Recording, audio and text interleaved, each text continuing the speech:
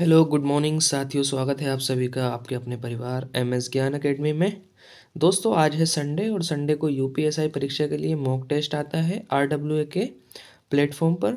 तो आरडब्ल्यूए के इस वीकली मॉक टेस्ट को हम यहाँ पर उसमें से 40 जीके जीएस के प्रश्नों को एनालिसिस करने वाले हैं। तो आज है 22 फरवरी 2026। तो चलिए स्टार्ट करते हैं। उम्मीद करते हैं आपने टेस्ट लगा लिया होगा, और नहीं लगाया है तो आप मेरे साथ यहाँ पर अपने टेस्ट को लगा लीजिए। प्रश्न को देखकर पहले आप अपना उत्तर करिए, उसके बाद आप अपने उत्तर को चेक कर लीजिए। चलिए तो शुरू करते हैं। और शुरू करने से पहले मैं आपको बता देता हूँ कि हम यहाँ पर एमएस ज्ञान एकेडमी में आरडब्ल्यूए के जो 40 मॉक टेस्ट का जो है बुक आई थी प्रैक्टिस सेट की, बूस्टर सेट की, उसके भी प्रैक्टिस सेट्स को हम यहाँ पर एनालिसिस कर रहे हैं। तो आप वहाँ से भी अपनी प्रैक्टिस कर सकते हैं।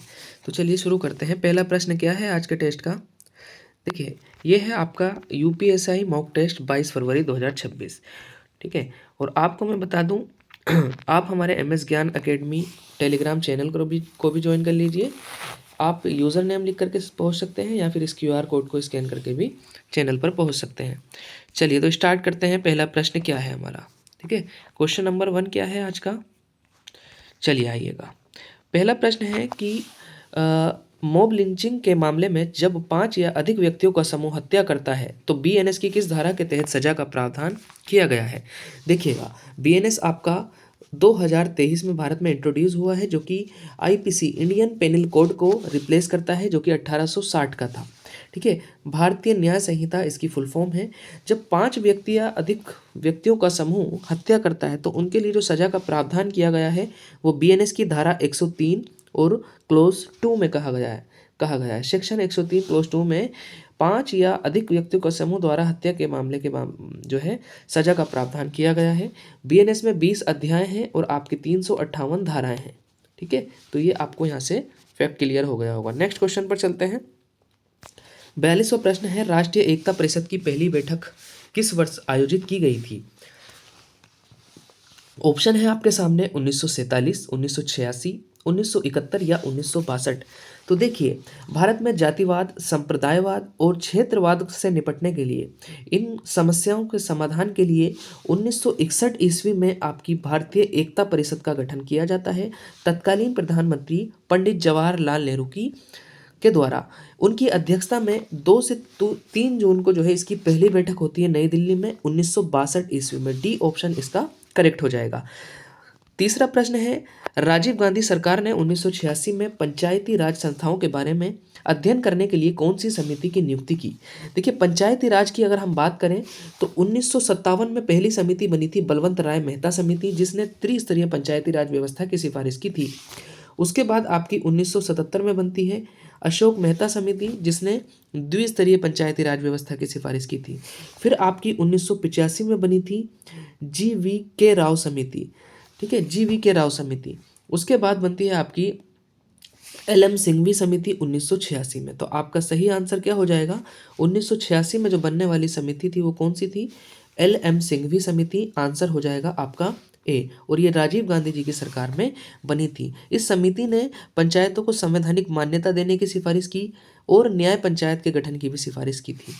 चलिए आगे चलते हैं। इसके अलावा गाडगिल समिति और थंगन समिति ये भी पंचायती राज व्यवस्था से ही संबंधित है। क्वेश्चन नंबर 44 है, किसने सुझाव दिया कि हर किसी का एक विशिष्ट रक्त समूह होता है? Louis Pasteur, land Steiner, Mendel या फिर आपका डार्विन? देखिए, Louis Pasteur, land Steiner, Mendel या डार्विन? देखिए, लुई पाश्चर की अगर हम बात करें तो रेबीज के टीके की खोज की थी। लैंड स्टीनर ने ब्लड ग्रुप के बारे में ही बताया था। बी ऑप्शन आपका करेक्ट हो जाएगा। इसके अलावा अगर हम बात करें तो मेंडल ने क्या किया था? मेंडल ने आनुवंशिकता के नियम दिए थे और डार्विन ने उत्तरजीविता के सिद्धांत को बताया था। तो ये प्रश्न जो है बायोलॉजी से संबंधित था। 45वां प्रश्न है हमारा, हाल ही में प्रोजेक्ट डॉल्फिन के तहत दूसरी पूरे क्षेत्र में डॉल्फिन सर्वेक्षण कहाँ से शुरू किया गया है? Where was the second range wide dolphin survey? देखिए, रेंज वाइड डॉल्फिन सर्वे जो शुरू किया गया है वो कहाँ से शुरू किया गया है? ये दूसरा है। देखिए, डॉल्फिन की गणना करने के लिए गंगा नदी में जो है यहाँ पर सर्वे स्टार्ट किया गया है और उत्तर प्रदेश के बिजनौर जनपद से स्टार्ट किया गया है। बी ऑप्शन करेक्ट हो जाएगा। 46 है, बेला डीला की पहाड़ियाँ बेल के कुबड़ की तरह दिखती हैं, पहाड़ियों की यह श्रृंखला भारत के निम्नलिखित में से किस राज्य में अवस्थित है? देखिए, बेलाडीला की पहाड़ियों की अगर हम बात करें तो ये किसके लिए फेमस है? लौह अयस्क के लिए ये फेमस है। ठीक है, लौह अयस्क के लिए, आयरन ओर्स के लिए फेमस है और ये छत्तीसगढ़ में अवस्थित है। छत्तीसगढ़ के दंतेवाड़ा में ये अवस्थित है। डी ऑप्शन इसका करेक्ट रहेगा। क्वेश्चन नंबर 47 है आपका,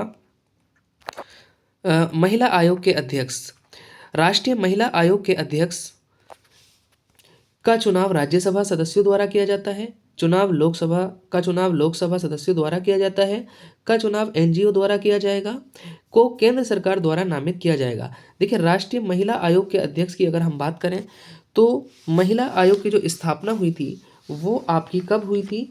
महिला आयोग की स्थापना 1992 में हुई थी। ठीक है, 1992 में महिला आयोग की स्थापना हुई थी और 1990 के अधिनियम से हुई थी। ये एक वैधानिक आयोग है, 1990 के अधिनियम से ये गठित हुआ और इसमें जो अध्यक्ष की नियुक्ति होती है वो भारत सरकार के द्वारा की जाती है, nominated by the central government of India. तो डी ऑप्शन यहाँ पर करेक्ट हो जाएगा। अगर हम बात करें महिला आयोग की पहली अध्यक्ष कौन थी, तो जयंती पटनायक, और वर्तमान में महिला आयोग के अध्यक्ष कौन है? आपके विजया किशोर राहटकर हैं। ठीक है, अगर हम बात करें इनके कार्यकाल की तो 3 साल होता है या 65 साल की आयु हो, जो भी पहले हो। इसके अलावा इसमें 5 सदस्य होते हैं और 1 सदस्य सचिव होता है।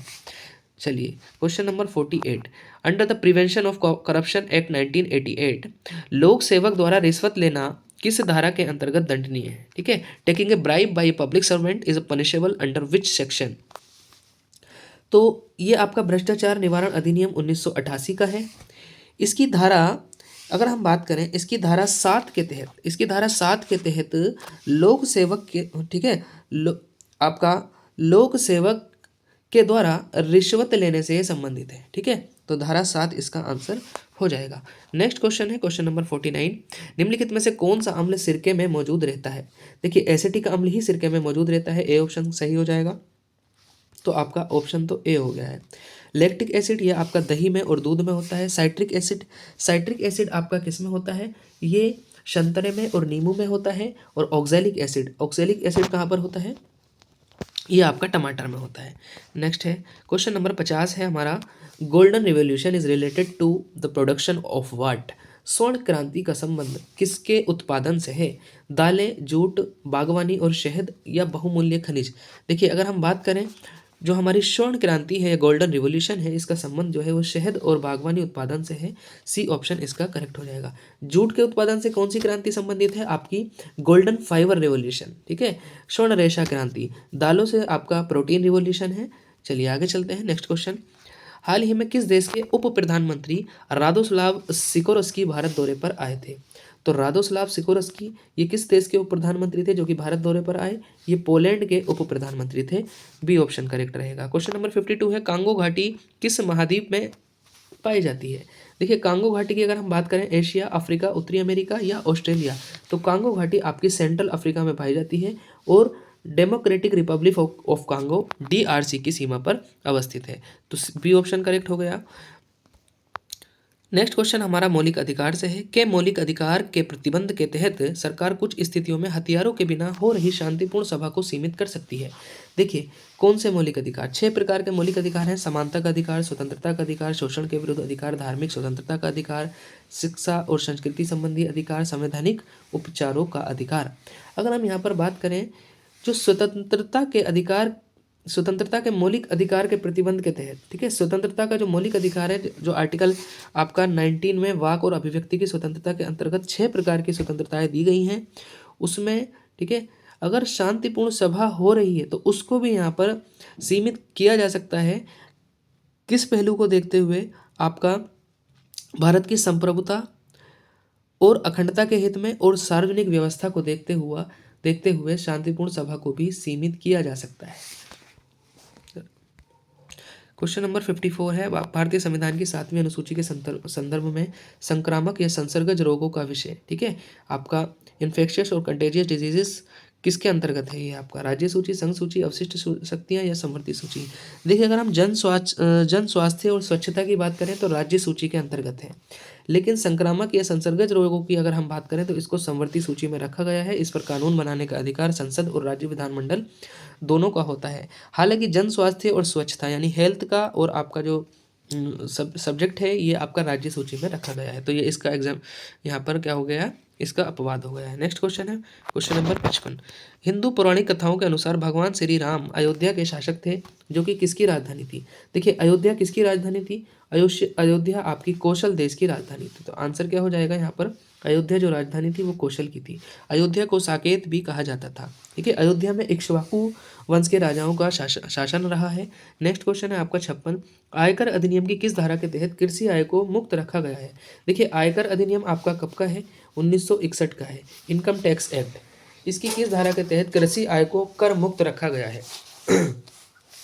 अगर हम बात करें कृषि आय को कर मुक्त रखा गया है आयकर अधिनियम की धारा 10 क्लोज ए के 1 के तहत, तो सी ऑप्शन यहाँ पर सही हो जाएगा। 57 में मानव अधिकारों की सार्वभौमिक घोषणा 1948 में कितने अनुच्छेद हैं?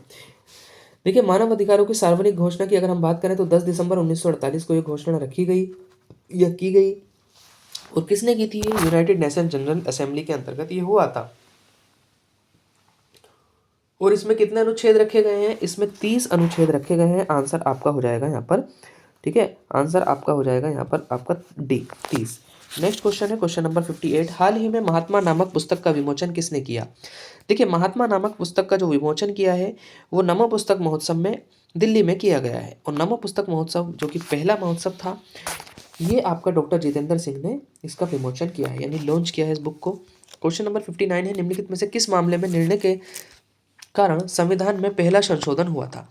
देखिए, संविधान में जो पहला संशोधन हुआ था वो आपका भूमि सुधार और आरक्षण से संबंधित जो है कानूनों के कारण हुआ था। मतलब इसका जो विषय था वो भूमि सुधार और आरक्षण के खिलाफ, ठीक है, जो अदालती फैसले हैं उनको पलटने के लिए किया गया था। तो एक तो आपका यहाँ पर आता है शंकरी प्रसाद मामला और एक आता है चंपकम दोराई राजन मामला। तो यहाँ पर आंसर क्या हो जाएगा आपका? चंपकम दोराई राजन बनाम मद्रास राज्य, सी ऑप्शन इसका करेक्ट हो जाएगा। और संविधान में पहला जो संशोधन किया गया वो 1951 में किया गया था।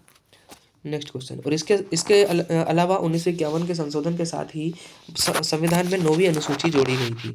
9वीं अनुसूची के साथ साथ पहले संवैधानिक संशोधन से आर्टिकल 31A और आर्टिकल 31B को भी जोड़ा गया था। चलिए आगे चलते हैं। क्वेश्चन नंबर 60 है, किस देश से सुभाष चंद्र बोस अंग्रेजों के खिलाफ मदद लेने के लिए गए थे? देखिए, सुभाष चंद्र बोस की अगर हम बात करें तो वो यहाँ से फरार होकर के 1941 ईस्वी में जर्मनी पहुंचे। ठीक है, बर्लिन में पहुंचे जर्मनी के। तो सी ऑप्शन यहाँ पर करेक्ट हो जाएगा। और 1941 से 43 तक जर्मनी रहे और 1943 से 45 के बीच वो जापान गए। ठीक है, जापान में रास बिहारी बोस के साथ मिलकर के इंडियन नेशनल आर्मी की स्थापना करी और दिल्ली चलो का नारा दिया।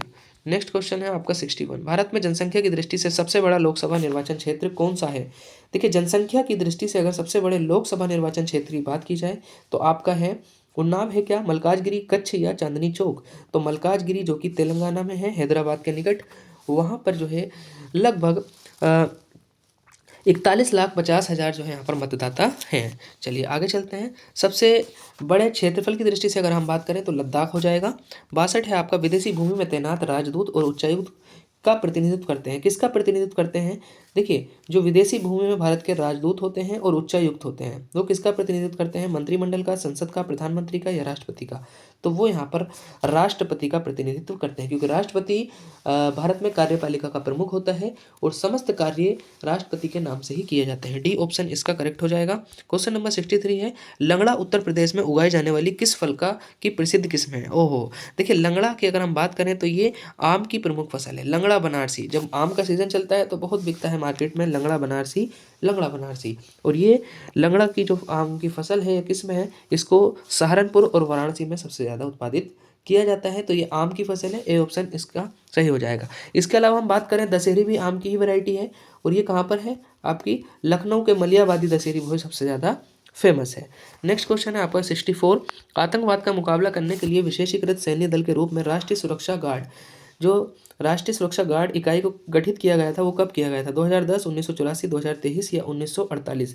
तो देखिएगा, अगर हम बात करें ऑपरेशन ब्लू स्टार के बाद, अमृतसर में जो ऑपरेशन ब्लू स्टार चला था स्वर्ण मंदिर पर, उसके बाद जो है यहाँ पर सरकार के द्वारा 1984 में एनएसजी का गठन किया गया था, 16 अक्टूबर 1984। बी ऑप्शन यहाँ पर इसका करेक्ट हो जाएगा। बाद में 1986 में एनएसजी एक्ट के द्वारा इसको संवैधान जो है वैधानिक दर्जा भी दे दिया गया था। एनएसजी एक्ट के द्वारा इसको औपचारिक रूप दे दिया गया था सरकार के द्वारा, ठीक है। और ये गृह मंत्रालय के अधीन आती है। किस मंत्रालय के अधीन? होम मिनिस्ट्री के अधीन ये आती है। 65 है, मानव विकास सूचकांक का मुख्य लक्ष्य क्या है? मानव विकास सूचकांक ये आपका यूएनडीपी के द्वारा, यूनाइटेड नेशन डेवलपमेंट प्रोग्राम के द्वारा ये जारी किया जाता है। और इसका जो महत्वपूर्ण लक्ष्य है वो क्या है? इसकी अगर हम बात करें तो इसका जो लक्ष्य है, व्यक्तियों के समग्र कल्याण और जीवन की गुणवत्ता का आकलन करना है क्या, तकनीकी प्रगति पर नजर रखना है क्या, पर्यावरणीय स्थिरता का मूल्यांकन करना है क्या, या आर्थिक प्रदर्शन को मापना। तो देखिए ए ऑप्शन इसका करेक्ट हो जाएगा, व्यक्तियों के समग्र कल्याण और जीवन की गुणवत्ता का आकलन करना। देखिए, इसमें जो जीवन की गुणवत्ता का आकलन किया जाता है वो स्वास्थ्य शिक्षा और जीवन स्तर के आधार पर, ठीक है, इन 3 मापकों के आधार पर इसका मापन किया जाता है। और इसकी जो शुरुआत की थी 1990 में की गई थी, और ये दिया किसके द्वारा गया था? महबूबुल हक पाकिस्तान के और अमर्त्य सेन भारत के, ठीक है। 2025 की अगर हम बात करें तो भारत की रैंक कितनी है? भारत की रैंक है 130। चलिए आगे बढ़ते हैं।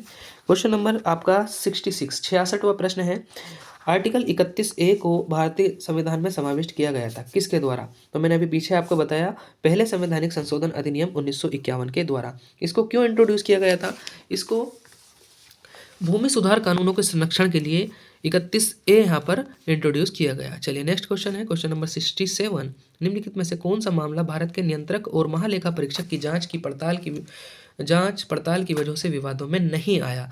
देखिए, केक की रिपोर्ट क्या करती है? लेखाओं की परीक्षा करती है, आय व्यय का लेखा जोखा, ठीक है, चेक करती है, जांच करती है।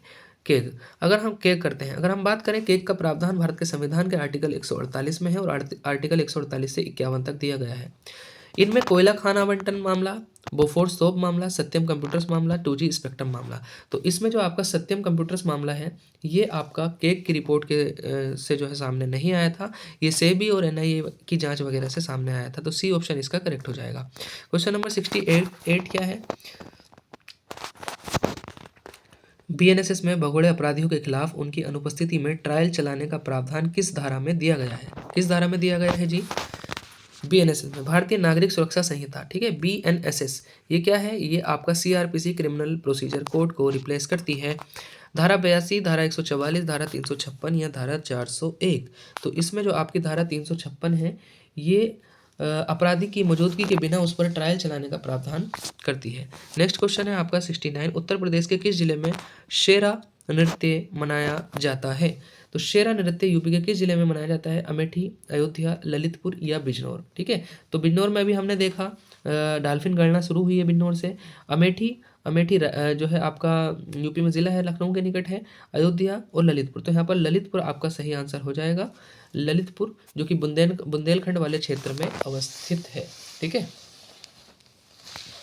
ललितपुर 3 तरफ से मध्य प्रदेश से घिरा हुआ है, यूपी का जनपद है, झांसी का पड़ोसी जनपद है। तो शेरा नृत्य ललितपुर में मनाया जाता है। नेक्स्ट क्वेश्चन है 70, 3 बीघा विवाद, 3 बीघा कॉरिडोर, ये जो डिस्प्यूट है ये भारत का किस देश के साथ है? बांग्लादेश, नेपाल, भूटान या पाकिस्तान? तो साल 2011 में भारत ने बांग्लादेश को जो है 3 बीघा कॉरिडोर जो है ये आपका पट्टे पर दिया था, ठीक है, विकास के लिए। तो यहाँ पर आंसर आपका हो जाएगा, ये भारत और बांग्लादेश के बीच में विवादित है। अब अगर हम बात करें, हमारे देश में ग्रामीण विकास देश के साथ शुरू हुआ, किसके साथ शुरू हुआ भाई? ग्रामीण विकास सेवा दृष्टिकोण के, लघु किसान विकास एजेंसी के, एकीकृत ग्रामीण विकास कार्यक्रम के, या सामुदायिक विकास कार्यक्रम के साथ?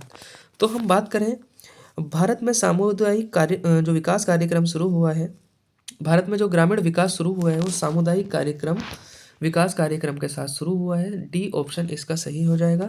और ये सामुदायिक विकास कार्यक्रम जो है ये आपका 2 अक्टूबर 1952 को ये भारत के प्रधानमंत्री पंडित जवाहरलाल नेहरू के द्वारा शुरू किया गया था। कृषि के विकास के लिए, शिक्षा के विकास के लिए, स्वास्थ्य और बुनियादी ढांचे को विकास करने के लिए, और खासकर ग्रामीण क्षेत्रों के विकास के लिए ये कार्यक्रम प्रधानमंत्री पंडित जवाहरलाल नेहरू के द्वारा शुरू किया गया था। क्वेश्चन नंबर 72 को देखते हैं। 72 है हमारा, किस किस शासक के द्वारा टंका एवं जीतल नाम के सिक्के चलाए गए? अकबर, जहांगीर, इल्तुतमिश या हुमायूं?